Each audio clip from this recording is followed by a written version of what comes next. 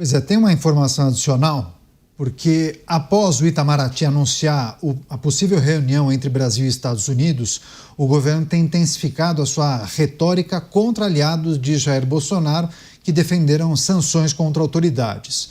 Durante uma entrevista, o presidente Lula afirmou que os integrantes da oposição, vou abrir aspas, são vira-latas que desejavam que ele rastejasse atrás da gestão de Donald Trump, fecho aspas. Em seguida, o chefe do executivo declarou ter aprendido com sua mãe a não baixar a cabeça nunca.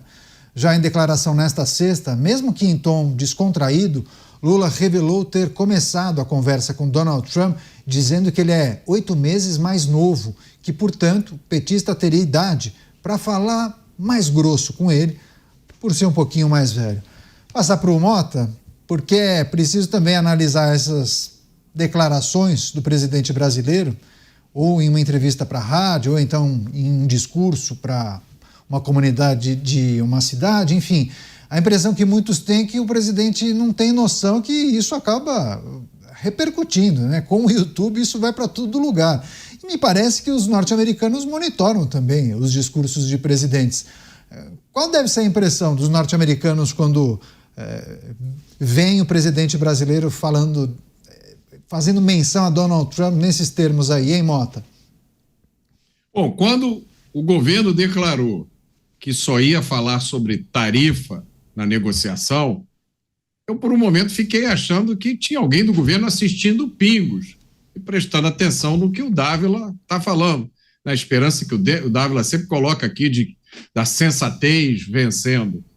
Mas aí vem essa fala aí e a gente vê que não, né?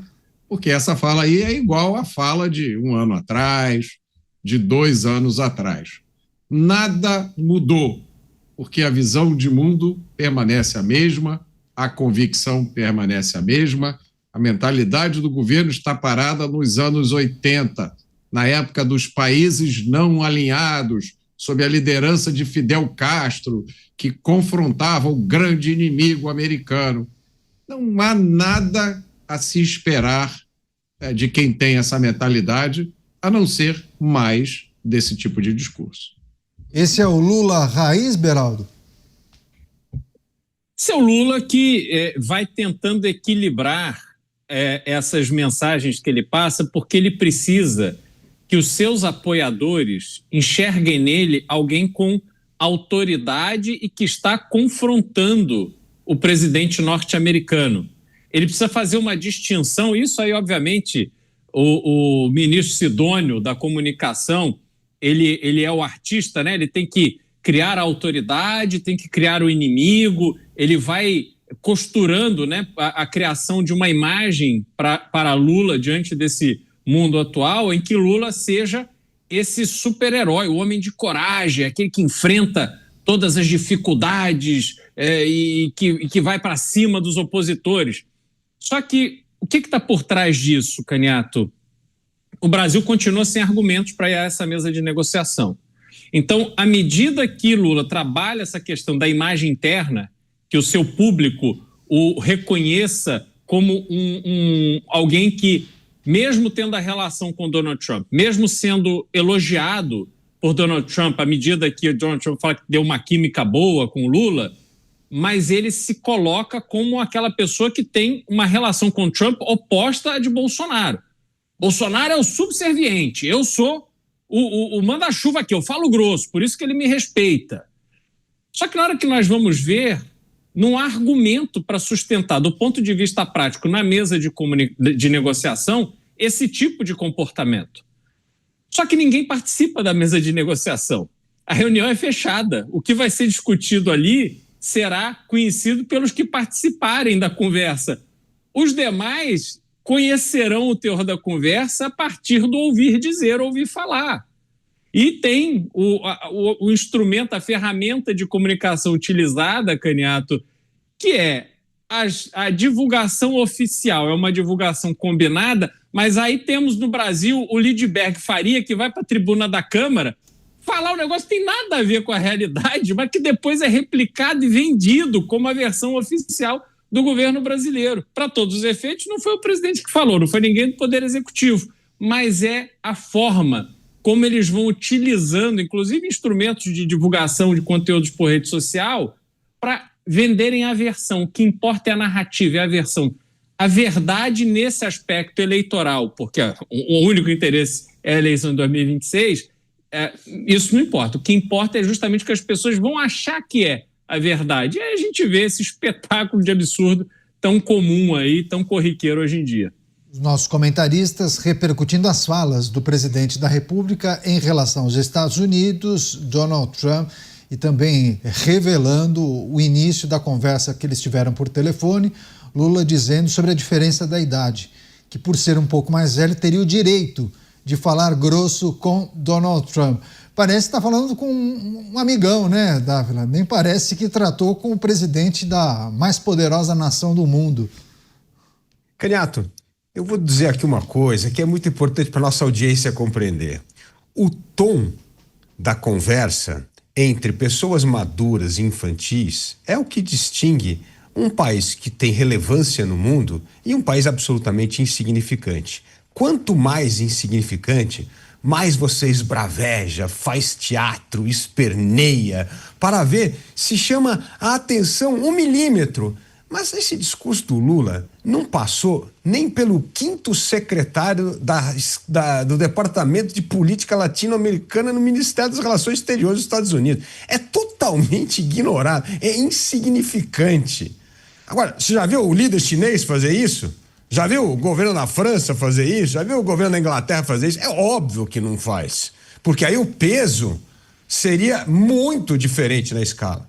Agora, para um país absolutamente insignificante na política externa, isso é quase o aspecto caricato do populista latino-americano. A gente pegar o livro lá fantástico do Vargas Llosa, né? A Civilização do Espetáculo, é isso a América Latina, esse desfiladeiro de caudilhos populistas, demagogos, que a única coisa que fizeram é empobrecer cada vez mais o país, os brasileiros, os seus concidadãos, porque não conseguem entender que a única maneira de tirar um povo realmente da pobreza é o livre mercado, é a liberdade, é o investimento em conhecimento, educação, é isso. Mas como o Brasil não entende isso, o Mota deve lembrar isso no tempo de escola, é o cara que estava no ensino médio, aquele tempo a gente chamava de colegial, aí o cara do primeiro ano primário dá uma esbravejadinha ali na hora do recreio, você olha pra ele e fala, coitado do menino lá, deixa ele lá berrar, lá fazer o que ele quiser. Então é isso que está acontecendo. Essa atitude do Lula, ela só cabe num presidente insignificante, num país irrelevante na política externa. Pois é, o Dávila, inclusive, publicou um vídeo, eu nem sabia, viu, Dávila, que você tinha participado de um Roda Viva, o Dávila bem novinho, com o Lula. E ainda foi pro embate com o presidente Lula, acho que estava no Lula 1 ou Lula 2, Dávila? Era 98, foi a tentativa de disputar a presidência com o Fernando Henrique. Pois é, inclusive qualquer dia você conta os bastidores daquele programa, muito interessante o trecho que o Dávila publicou, inclusive, rebatendo uma informação trazida pelo então presidente.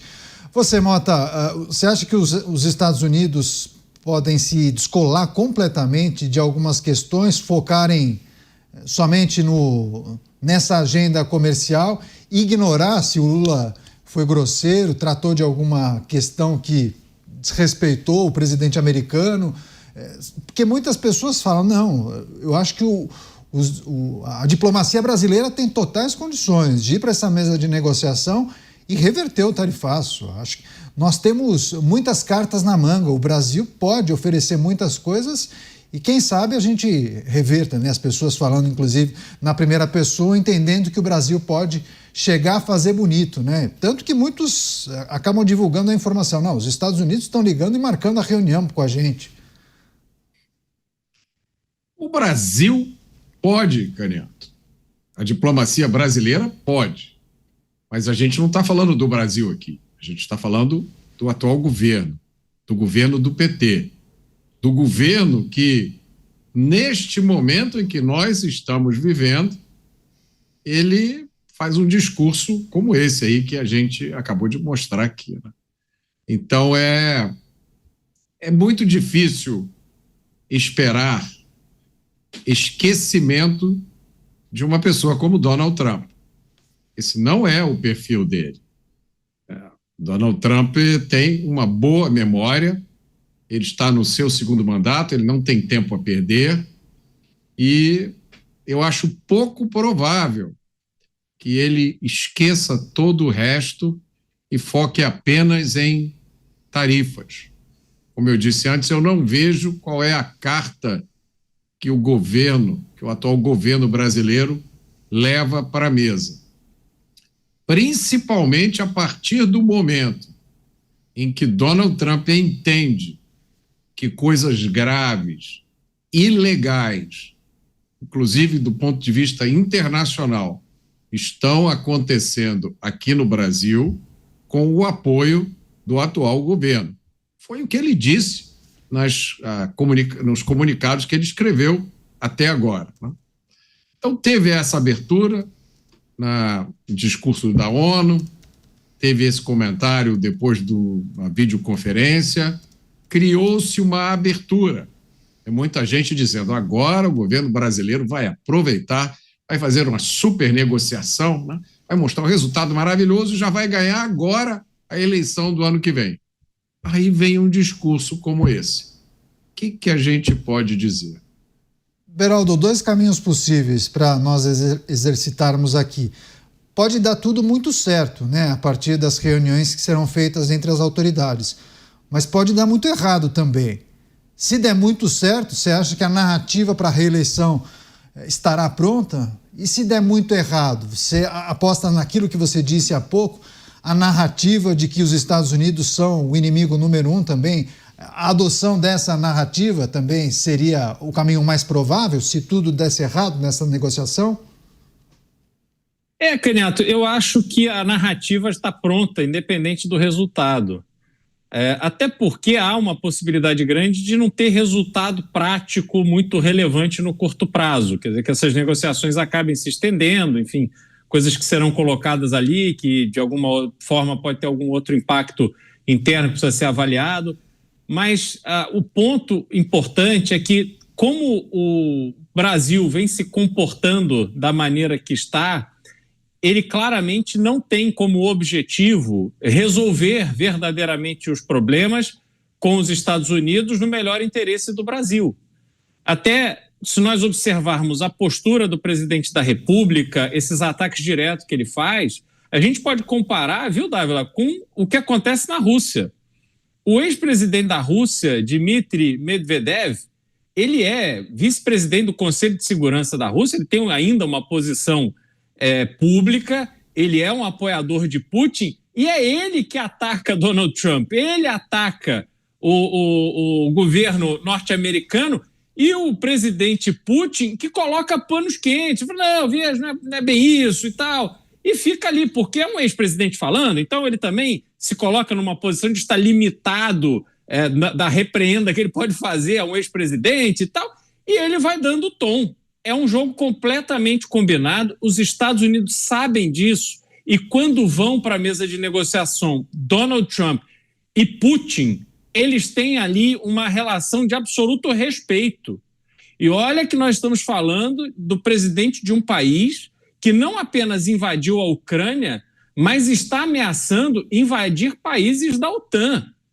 Inclusive, tem colocado caças para voar em cima de países da OTAN, drones para voar em cima de países da OTAN, tem feito uma série de provocações, mas na relação entre os dois presidentes impera o respeito e o equilíbrio. Veja, o presidente brasileiro está na direção oposta. Ele toma a frente dos ataques, ele quer ser visto como quem está enfrentando os Estados Unidos. Por isso, Canhato, a única e exclusiva preocupação do presidente brasileiro é interna com as eleições do ano que vem. Portanto, se essa reunião ou se a série de reuniões que acontecerem resolverem de forma equilibrada o problema da relação entre Brasil e Estados Unidos, mérito do presidente brasileiro, que vai tentar roubar esta pauta da relação, da força com os Estados Unidos, que hoje se concentra com Jair Bolsonaro, Eduardo Bolsonaro e esse núcleo da direita brasileira, ele vai roubar para si, como ele fez com a camisa verde e amarela, como ele fez com a mobilização nas ruas. A esquerda não tinha condição de fazer manifestação na rua, agora já está aí concorrendo com essas manifestações de apoio ao Bolsonaro em termos de número de participantes. Então ele equilibrou o jogo. E por outro lado, para terminar, se ele perde, se não dá acordo nenhum, a culpa é dos Estados Unidos. A culpa é do Eduardo Bolsonaro, que está lá nos Estados Unidos atrapalhando. A culpa é de Jair Bolsonaro, que fica fazendo tumulto. A culpa é sempre dos outros. E eles estão aqui tentando defender a soberania brasileira. De forma ou outra, ele terá um bom discurso para o ano que vem. Só para fechar, 1 minuto e 20 para o Dávila, independentemente do resultado, a narrativa do governo já está pronta, Dávila? 1 minuto e 20. Concordo com o Beraldo. E este êxito, se tiver êxito, né, precisamos esperar se haverá a negociação comercial concluída, mas se houver, o governo tem 1 ano para a eleição. Em 1 ano, vai ter praticamente toda semana um discurso desastroso como esse que ele acabou de fazer. Então isso aí já consome todo esse capital político que foi, por exemplo, uma negociação exitosa em relação à questão da redução das tarifas. Então, Canhato, é aquela história do escorpião atravessando o lago nas costas do sapo. Não tem jeito, uma hora o ferrão sai e vai sair um ferrão a cada 5 minutos, porque é assim que é a natureza desse governo. Pois é, claro, a gente vai seguir acompanhando essas movimentações e, naturalmente, qualquer tipo de divulgação por parte da diplomacia brasileira ou informação que seja divulgada pelos representantes da administração de Donald Trump, nós traremos aqui em primeira mão na Jovem Pan e vamos discutir com os nossos comentaristas.